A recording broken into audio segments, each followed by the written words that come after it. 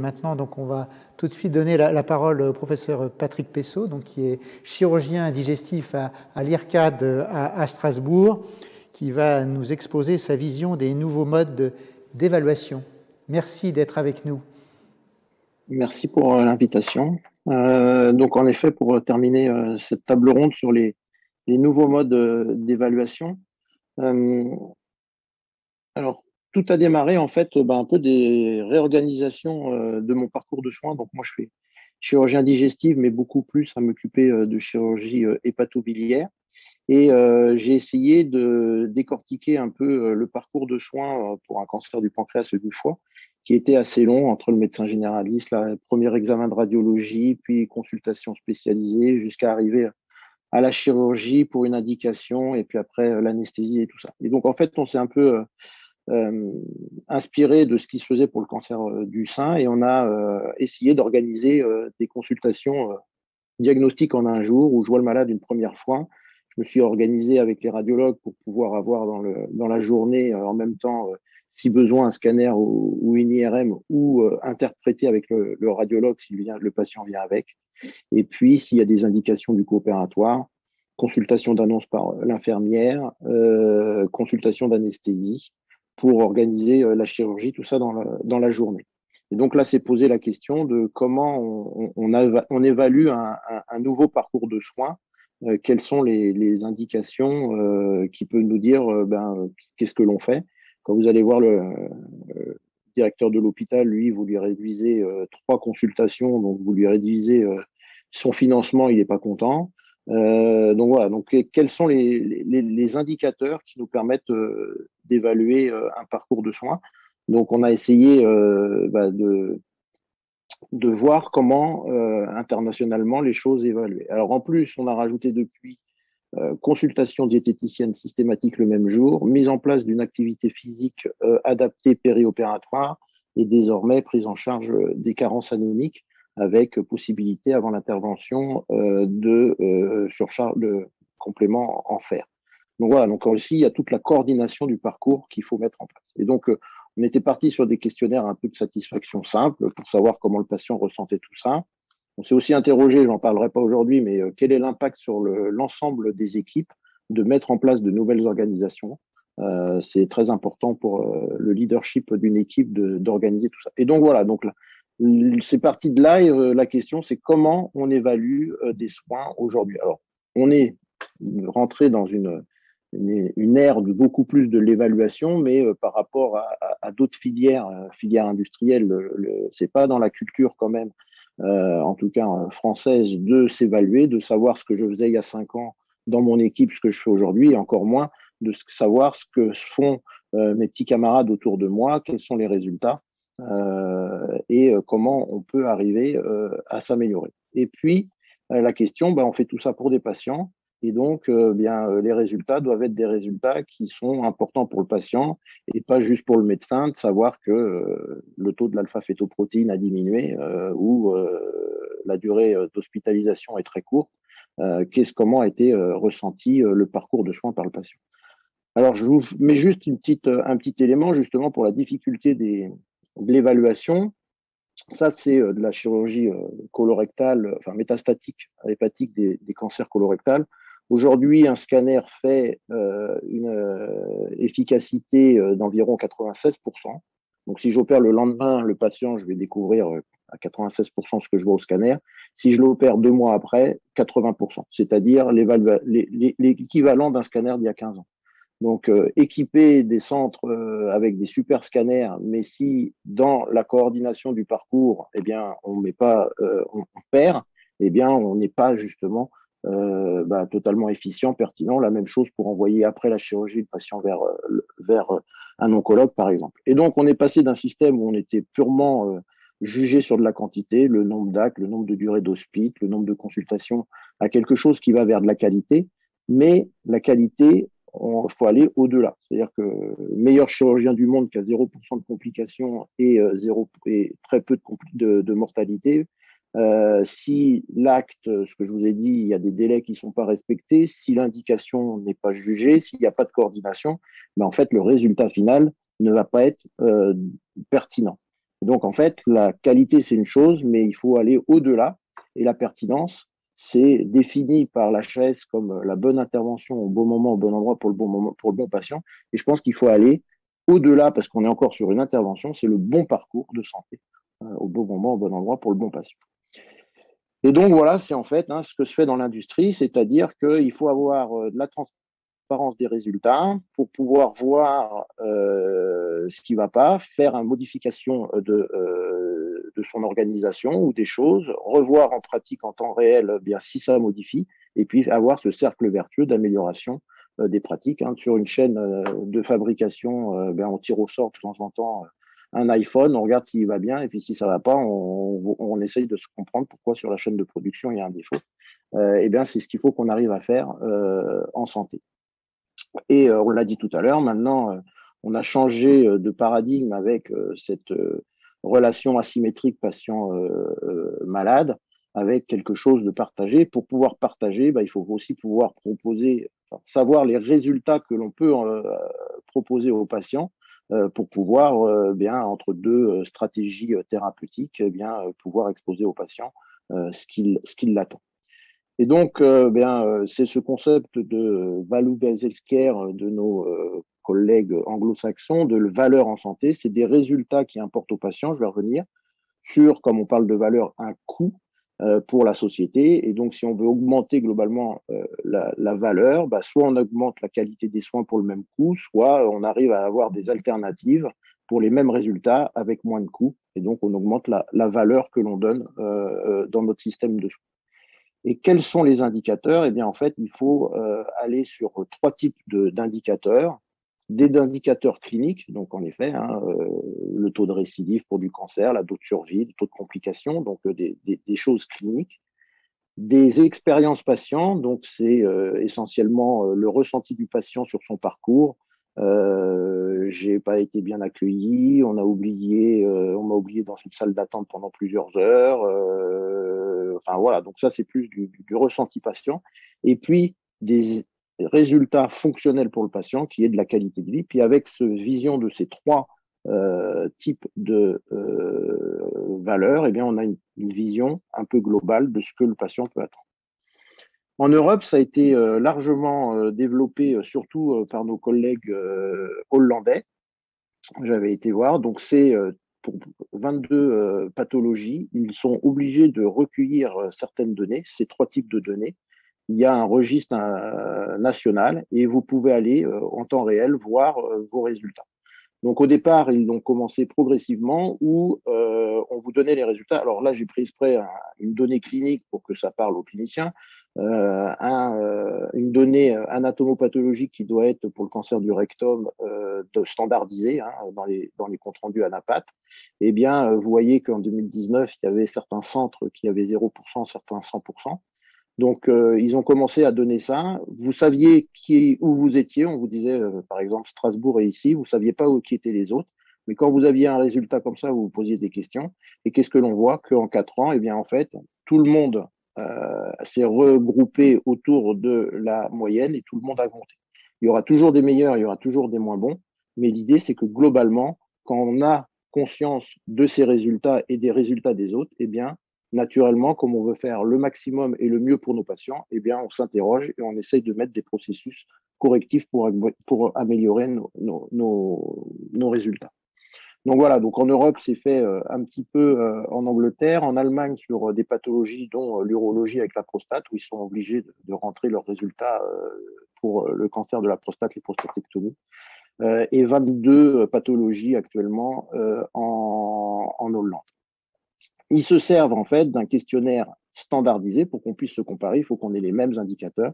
Et donc, il y a un standard international où ils développent ce genre de questionnaire. Pour le cancer du foie et du pancréas, il n'y avait pas du tout. Et donc, nous, on s'est mis à faire un groupe de travail chez nous. Et alors là, c'était il y a un an. Donc, nous, on a, dans le service, mis en place le recueil pour le cancer colorectal. Donc, il y avait un an, il y avait 350 malades. On est à 450 malades où on a tous nos résultats entrés de nos patients. On a fait, dans le cadre académique de développement, on a développé, selon la même méthodologie, le cancer pour le cancer du pancréas, qui vient d'être publié. et le cancer du foie vient d'être accepté. Et nos patients rentrent dans ces critères-là. Donc, juste pour vous faire voir, par exemple, un des questionnaires de qualité de vie globale du cancer du côlon et du rectum dans notre service, eh bien, vous avez l'évaluation de la qualité de vie sur les 2 ans à suivre la chirurgie. Et donc, c'est un peu comme la courbe de croissance de votre enfant, hein. Vous avez votre courbe et c'est à peu près ça. Et puis, vous êtes à plus ou moins de DS, ça va. Et puis, si vous écartez, il y a probablement un problème. Et on peut comme ça comparer un centre avec un autre pour voir et s'interroger pourquoi bien on fait moins bien. Et après, on peut faire des corrélations entre ces données de qualité de vie et puis des données cliniques, comme là, la localisation du cancer, l'âge du patient, s'il est métastatique ou pas métastatique, et puis on peut voir les malades. On a développé, du coup, comme c'était un partenariat avec l'IHU, avec l'un de nos partenaires qui était Medtronic, on a développé, du coup, un outil numérique pour que les patients rentrent leurs données en début de consultation et en cours de consultation, on pouvait avoir l'évaluation du patient entre les différentes consultations et puis où est-ce qu'il se plaçait par rapport à notre cohorte au fur et à mesure qu'on voit le patient et donc s'interroger sur certains points qui sont déficients. Là je vois plus ce que c'est, trouble de l'alimentation par exemple, et interroger le patient.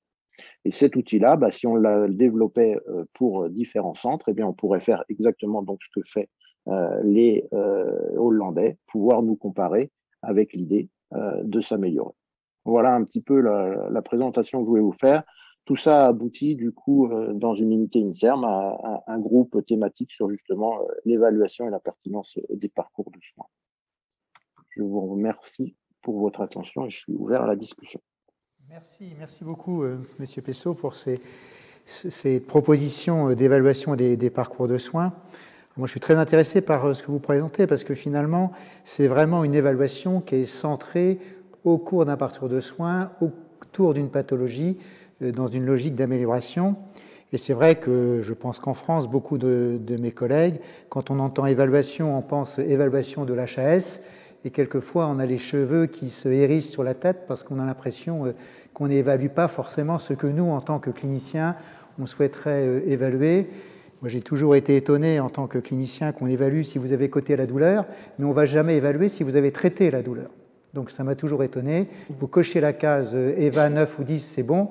Vous ne faites pas de traitement, mais vous êtes quand même tout bon. C'est toujours des choses qui m'étonnent un petit peu. Malheureusement, c'est pire que ça. On n'évalue pas si tu as... On ne cherche même pas à évaluer si tu as réellement évalué la douleur, on cherche à savoir si tu l'as écrit. L'important, ce n'est pas de le faire, c'est de l'écrire. Donc, la question que je voulais vous poser, effectivement, c'est l'adhésion de vos équipes, hein, parce que finalement, ça ne peut marcher que s'il y a une adhésion des équipes.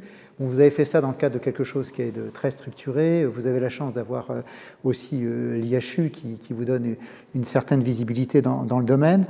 Est-ce que vous pensez que c'est facile à dupliquer dans d'autres pathologies ?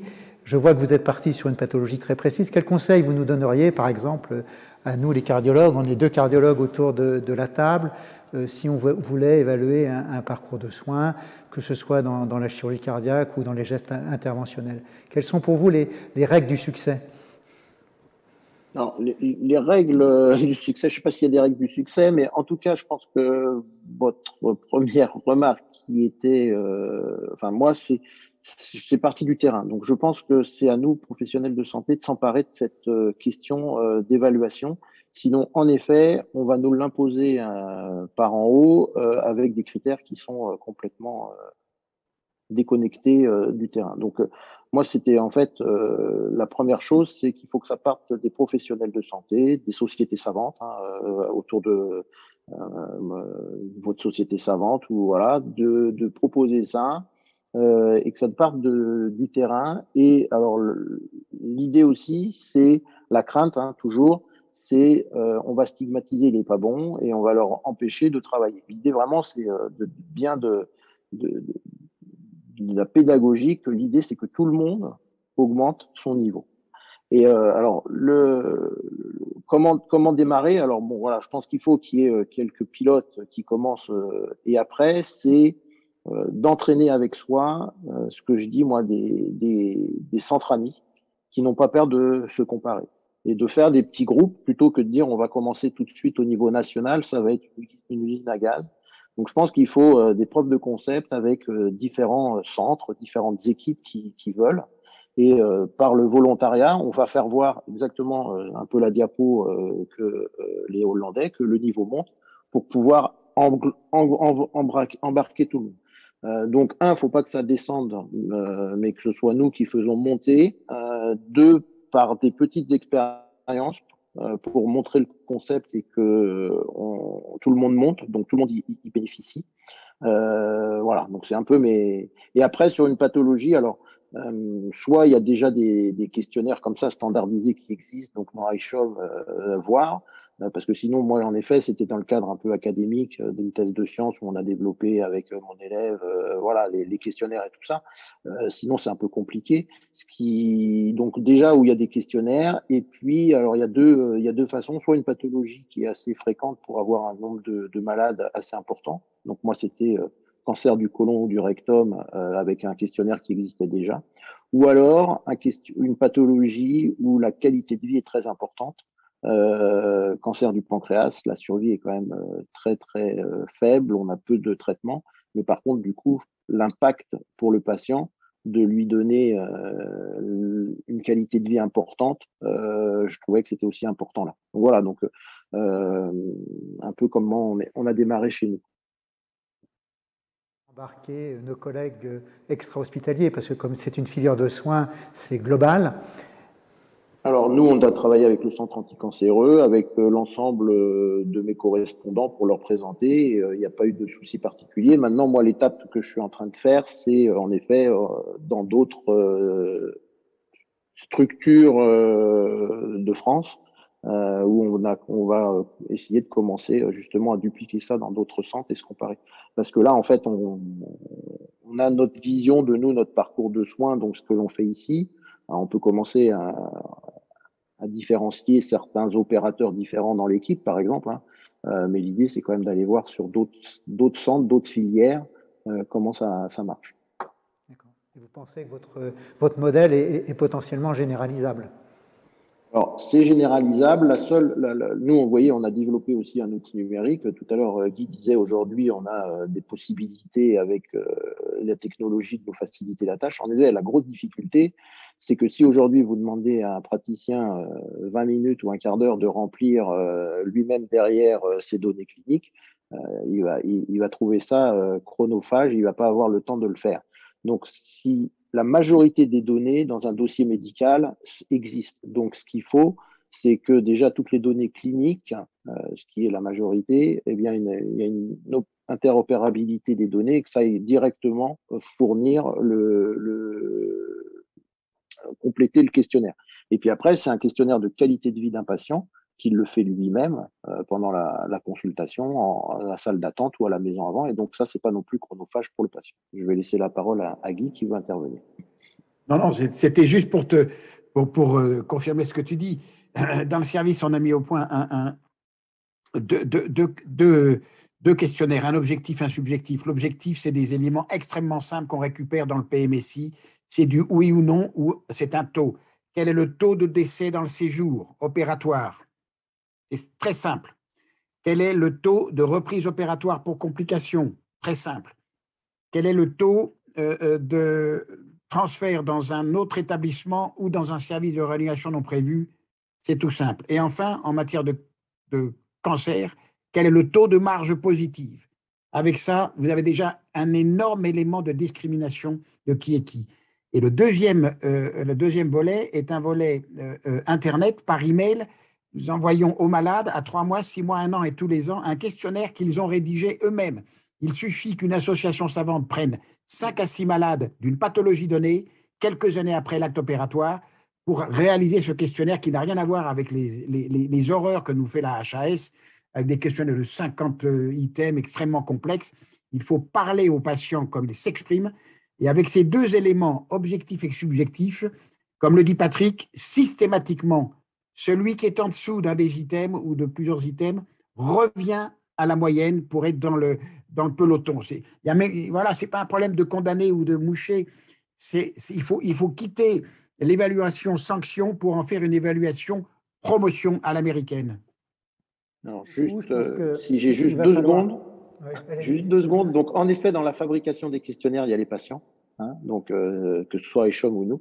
Et la dernière chose, quand vous posez la question aux patients, le ressenti de ces questionnaires et tout ça, ils sont tous hyper contents que l'on s'interroge de leur qualité de vie, de leur fonction. Donc, eux remplir un questionnaire, c'est pas le problème.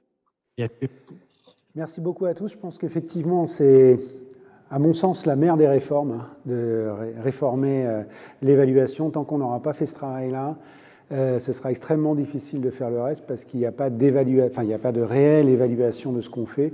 Et donc, à partir de là, chacun est persuadé d'être le plus fort et le meilleur, que son organisation est la meilleure, même si elle est catastrophique.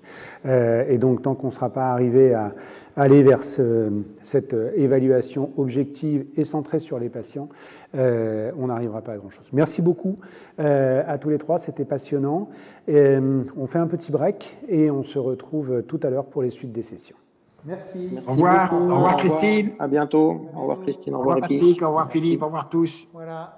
Merci. Merci beaucoup. Au revoir. Au revoir.